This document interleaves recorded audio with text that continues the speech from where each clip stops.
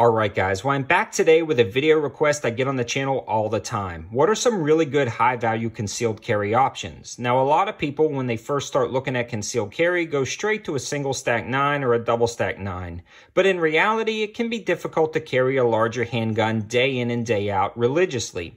You really want to pick a handgun that you know you're going to carry, and a lot of times some of the very first handguns I recommend for practical shooting purposes and home defense aren't necessarily the best concealed carry options, which always leads me to a pocket pistol. But a lot of times, pocket pistols can be unwieldy, difficult to shoot, difficult to train with, and not very comfortable. So in this category, I've really narrowed it down after concealed carrying for at least 7 years to my 3 favorite pocket guns if you decide you want to actually pocket carry. And I mean truly pocket carry. Get a pocket holster, throw it in your pocket, and go about your day. Now, I split my carry options between these 3 pocket carries depending on the situation, but I'm really leaning towards one, and we'll talk about that more in a minute.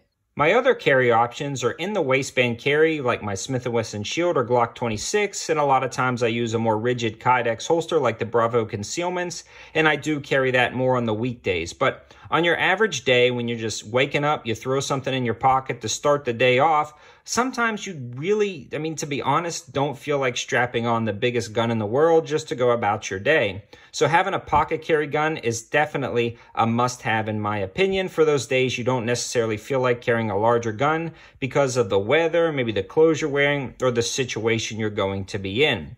I always say having a gun is better than having like this glorified carry gun that sits in your nightstand or your gun safe that you never use. So here are my top 3 picks for pocket carry. So let's start off with my first ever pocket carry handgun, and this is when I was new into concealed carry and I didn't want to worry about a lot of different safety options or different style handguns. I wanted something plain and simple and easy to use when I was first getting into handguns, and I actually picked the Smith & Wesson 642 and 442. Why you would want something like this is simply because of the ease of use and elegance of having a double action only hammerless revolver. Now it says it's a hammerless revolver, but the hammer is actually internal and it is a double action only. This holds 5 shots of 38 special, and the downfalls are that it holds 5 shots of 38 special and it's rather difficult to load. Now the cool thing about 38 special is you can either download it or upload it with +P hollow points depending on your recoil sensitivity. This is an airweight frame, so it's a very lightweight frame, and either the 642 or 442 just denotes the color of the finish, whether it's the stainless or this blued/parkerized version. I picked the black because I like the way it looked. This came with rubberized grips, but I find them kind of sticking into my pocket while drawing, so I switched them out to these rosewood grips. I didn't necessarily do it for the color. They look cool, but I really did it so I could draw it a lot easier out of my pocket and it didn't snag on anything. Now this is a very slick option because it is so simple like we talked about a second ago. You simply slide it in your pocket holster, you throw it in your pocket. When you draw, you keep your finger away from the trigger. When you want to engage your target, you simply line up your sights. They're fairly rudimentary, but they do the job. And pull the trigger 5 times until the threat is eliminated or you run out of ammo and have to reload. And that is another downfall. Loading this is definitely cumbersome in a stressful scenario, but I feel like this is a very simple and elegant way to carry a handgun if you're new to shooting. Now, this handgun does not exempt you from practicing or understanding the mechanics of the way the gun functions. You still need to practice a lot with this, especially with that longer, more stiff double action trigger pull. A lot of people anticipate the recoil because the recoil is pretty stout in a lightweight gun, and with that long trigger will miss their shots up close. So you will need to train with all of these pocket pistols because pocket pistols are inherently a little bit more difficult to shoot than a full-size handgun that you may want to take to the range more often. But this is a great option for somebody who wants to practice a few times a month, really understand the mechanics of the revolver, and understands the limitations, but decides they want something like this anyway. The other limitation that I'm going to talk about before I move on to the other one is a size comparison. This gun is rather large for pocket carry, but it can be done in cargo shorts or jeans, a little bit more difficult with dress pants, but you can see that compared to the KAHR and the Beretta. So let's move on to the next gun that I've been carrying the second longest, or actually probably the longest in my pocket out of all of them, the KAHR P38. The Carpi 380 is my second or third 380 because I can never find one that I like to shoot. The problem with a lot of the smaller 380s is they are so snappy and so difficult to hold on to, especially for newer shooters. So I recommend a 380 like this for a more experienced shooter who understands recoil management and proper loading techniques for manipulating the slide. If you're going to give this to a newer shooter who may not understand the mechanics of loading and chambering around or how to clear a jam or a malfunction, that may be a life or death scenario where you have a problem that you don't quite know how to manipulate if you don't train enough. And again, that's where the 38 Special Revolver comes in. This is more for the intermediate user who understands handgun mechanics and can actually handle the recoil management.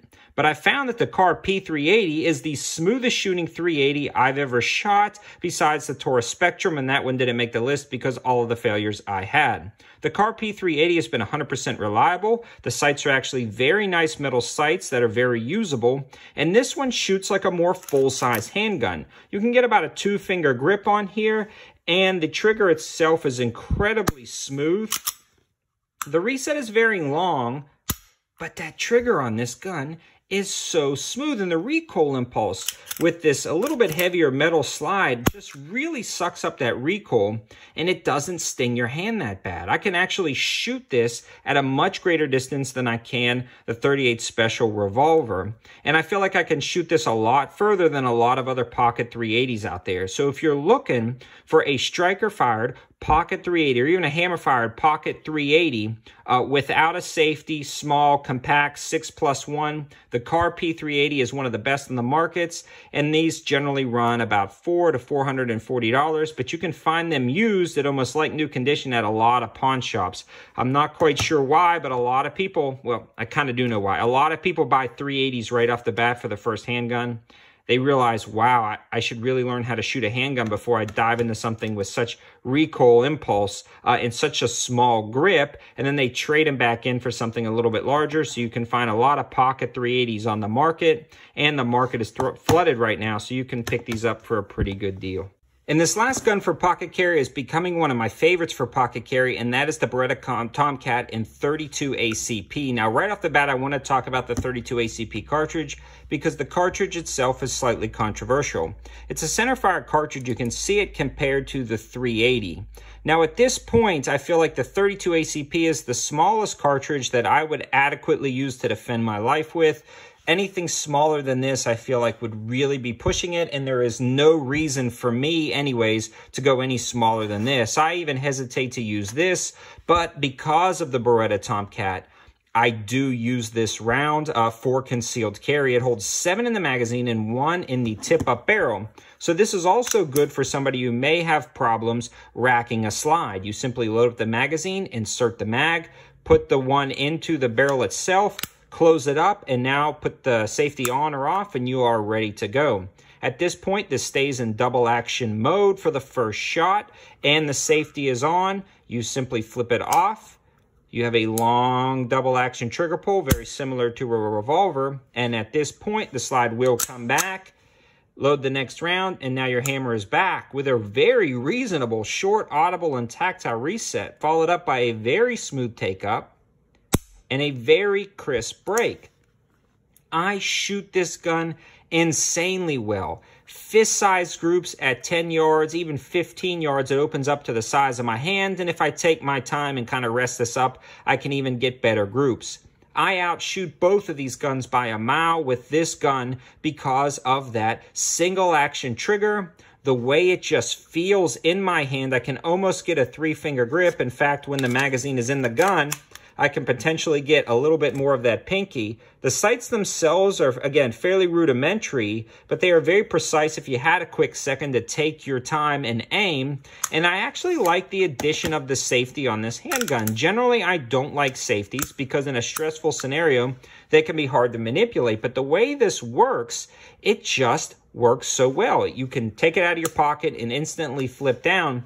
And as a part of a training exercise, as you're drawing, just practice flipping off that safety. It's not going to accidentally bump off, but it's got enough ridges here that even if your hands are wet or slippery, you can easily swipe that off and engage your target. If for some reason you had to reholster, you can simply flip the safety back on and reholster your gun, which is a great option because, again, that hammer will be back in single action mode. You wouldn't want to reholster with the hammer back and around in the chamber without engaging the safety.